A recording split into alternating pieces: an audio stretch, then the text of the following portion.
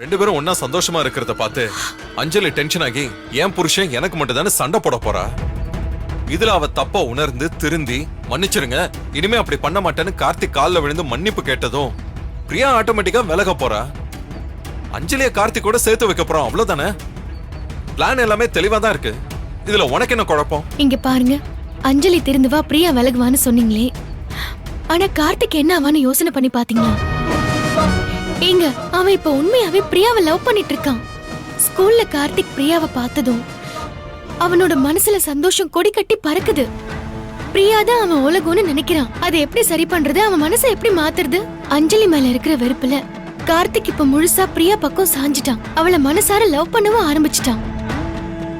இனிமே என்னதான் நாம நடந்ததெல்லாம் நாடகம்னு சொன்னாலும் அத அவன் ஏத்துக்காம அஞ்சலி எனக்கு வேண்டாம், பிரியா தான் எனக்கு வேணும்னு பிடிவாதம் புடிச்சானா அப்ப என்னங்க பண்றது?